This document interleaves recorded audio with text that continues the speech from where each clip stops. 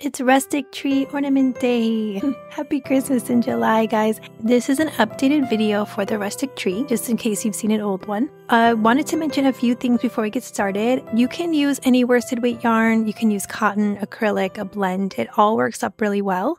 You can use mostly any hook size as well. So you can use a D, an E, an F, a G even.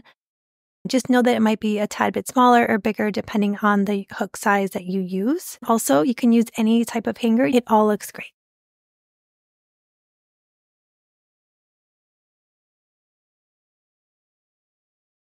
I'm going to grab my yarn, my hook, and my stitch marker. So how we're going to do this for the video is there's 3 parts to this pattern, the small, the medium, and then we're going to make the large in this video. But I will stop and tell you when to stop for the small and add the border. And then I'll tell you when to stop for the medium, add the border, and then we will continue on with the large. So instead of hearing me talk for an hour, you can just go ahead and rewind or fast forward, and you can create all 3 parts with just this one video. For round 1, we are going to get started by making 6 single crochet into a magic circle. You can do that however you'd like. I'm going to make a slip knot. I'm going to chain 2, and I'm going to make 6 single crochet into that second chain from the hook. So this is another option. I will also link some magic circle videos down below if you want to try out a few different ones. So 6 single crochet into a magic circle.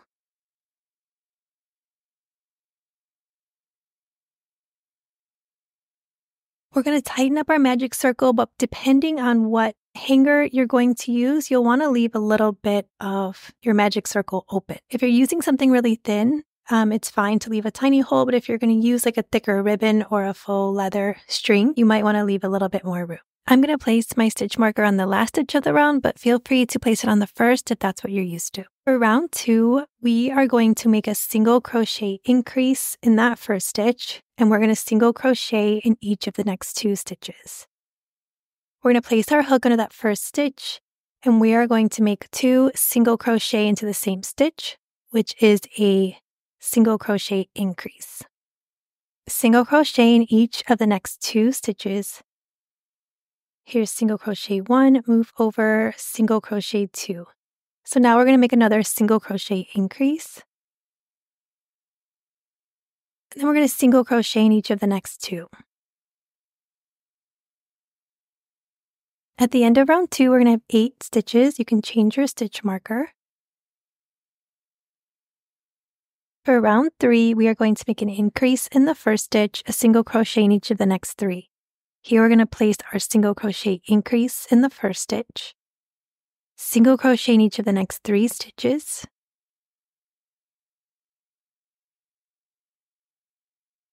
then we'll make another increase,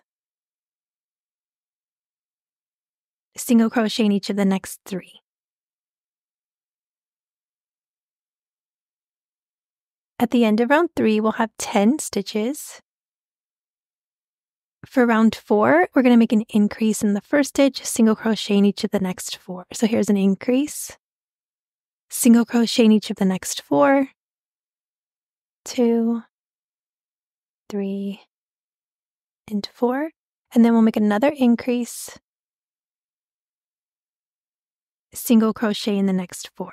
If your work starts to turn in on you like mine is, all you have to do is just keep flipping it out until it stays that way.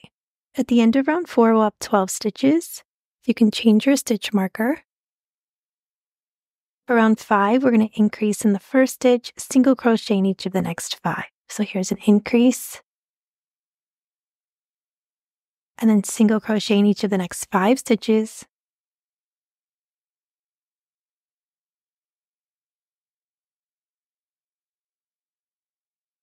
Make another increase, single crochet in each of the next 5 stitches.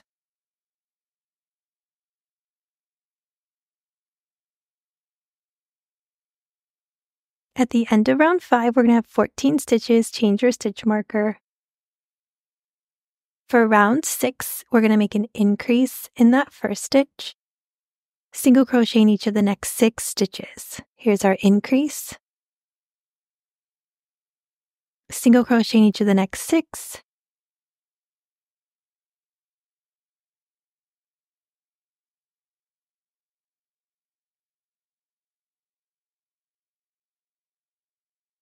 Then we'll make another increase.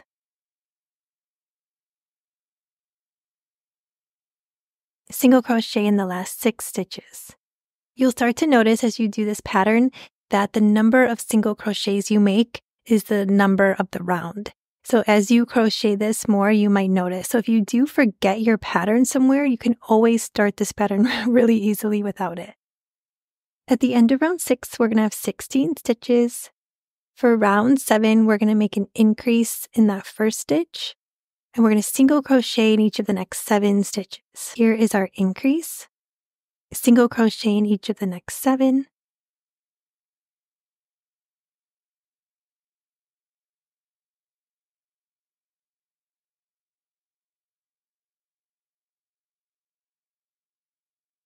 And then here's another increase. Single crochet in the last 7. If you guys have made a rustic tree before, let me know in the description below. This pattern has been around for quite a few years, so you might have made one. But if not, welcome. So glad that you are making one now. I've only made like hundreds of these, but they're like my favorite. We're going to change our stitch markers. So we just finished round 7. We have 18 stitches. And if you're making this small, you're going to stop. Go ahead and find the timestamp for the border, and you can go ahead and put on the border and then place this to the side. Go back to round 1 and start making your medium.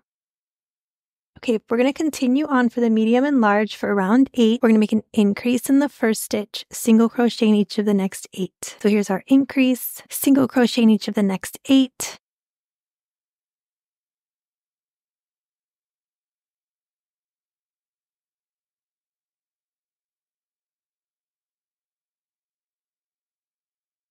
And then we'll make another increase, single crochet in the next 8. And if you do make this pattern and you enjoy it, I also have a farmhouse tree. It is basically the same pattern but with a different border, and it's a really pretty border. And then I also have a ruffle tree that has a pretty ruffly border if you like that look as well. So there's some options. You can change your stitch marker. At the end of round 8, we'll have 20 stitches. For round 9, we're going to increase, and then we're going to single crochet in each of the next 9. Here is our increase. Single crochet in each of the next 9 stitches.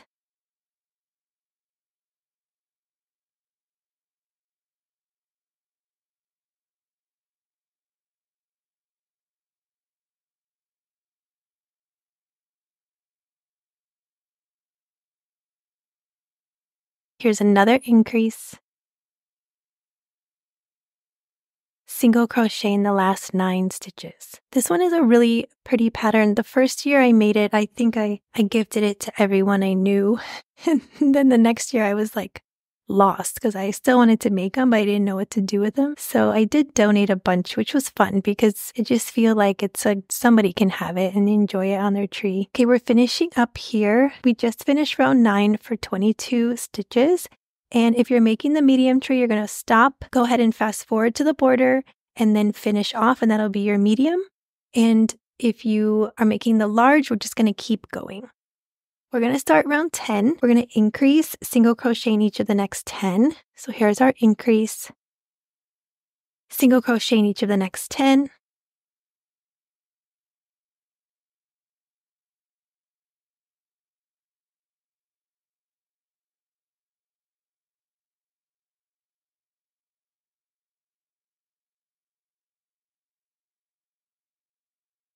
And then we have another increase,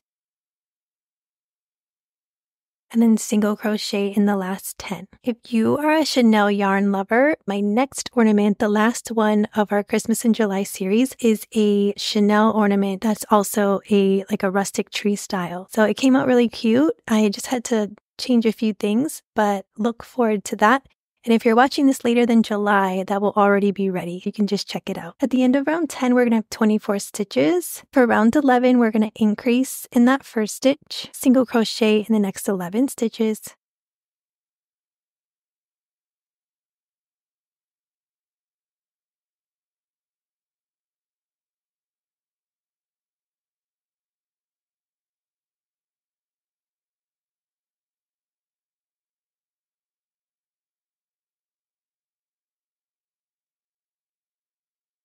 Then we're going to make another increase, single crochet in the last 11 stitches. If you are looking for more ornaments to make, I do have a wreath that I just put up in a really cute bell. And then there's these 3 tree options. So you have quite a few to choose from, and there's so many cute ornaments that people have made in crochet. So there's some really cute stuff out there. We're going to finish up round 11 and we have 26 stitches. So now we are going to start our border stitch. Whatever size you are making, this is all going to be the same. In that first stitch, you are going to make 3 single crochet, and then in the next stitch, you're going to make a slip stitch. So in your first stitch, you're going to make 3 single crochet.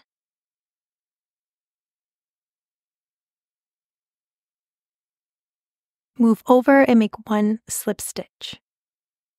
Then you're going to go into your next stitch and make 3 single crochet. Move over for a slip stitch. Then we have 3 single crochet.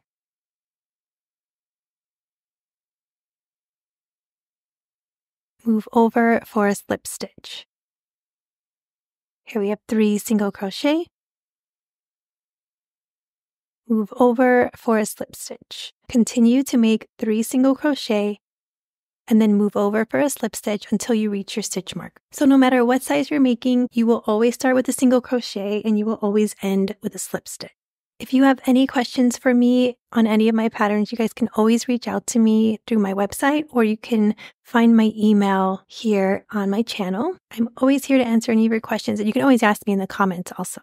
Continue to make 3 single crochet and then move over for a slip stitch until you reach your stitch mark.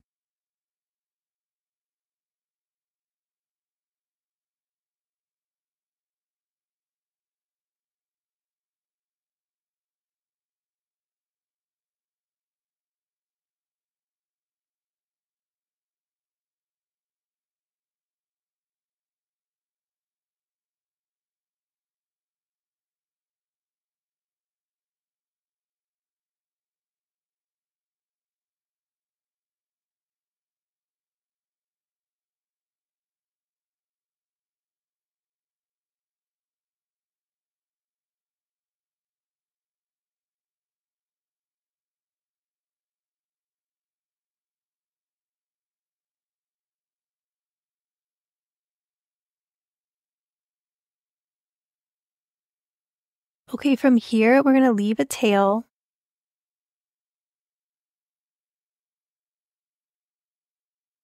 We're going to fasten off by yarning over and pulling through.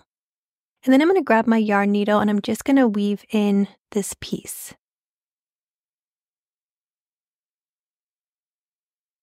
I do get a bit lazy when it comes to weaving in. So for the rustic tree and all the tree patterns, I usually just weave in the magic circle piece from the large tree because that's the one that you would possibly see. The other ones are tucked away.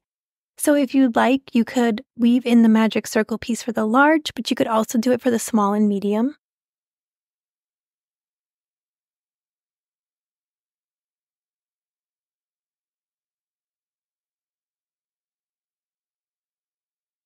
Okay, now I'm going to flip my piece back out and I'm going to grab my small and my medium.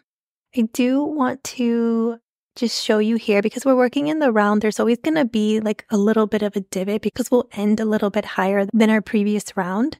So if you notice that divot and you want to line up all of your trees on that side, you could totally do that. So here, just place your medium on top of your large and your small on top of your medium, and then you have your rustic tree. I'm just going to line up those little divots, and then we're going to add the hanger.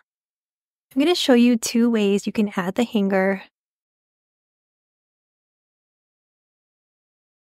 I'm going to cut a piece of my twine, probably about 15 inches long. I like to give myself a lot of slack when I'm doing this. I'm going to add it to my yarn needle right down the middle, and then I'm just going to make a double knot at the end.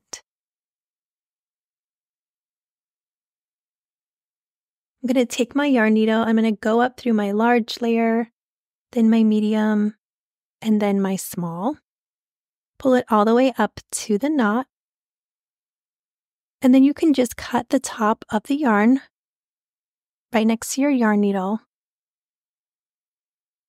And then you can make a knot on the top. So I just like to wrap it around my finger, make a knot, leaving enough room for it to hang on the Christmas tree.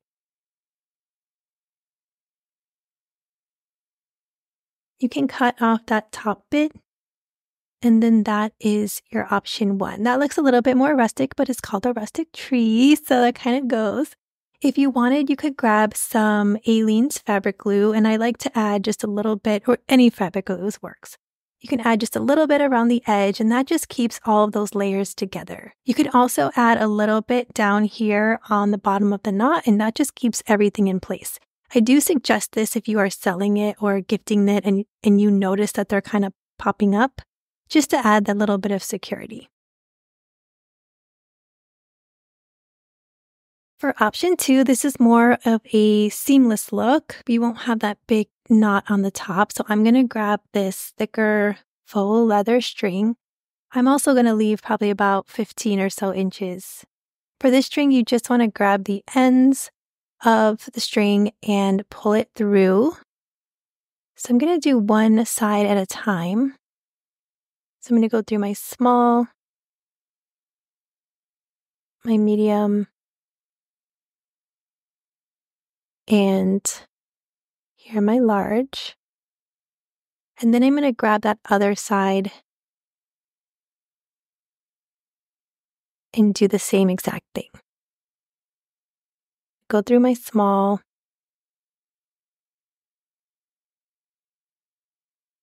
once you get it in your small, go ahead and grab a hook just so you don't lose that as you continue to pull it through.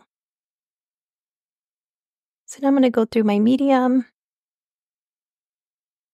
and now my large.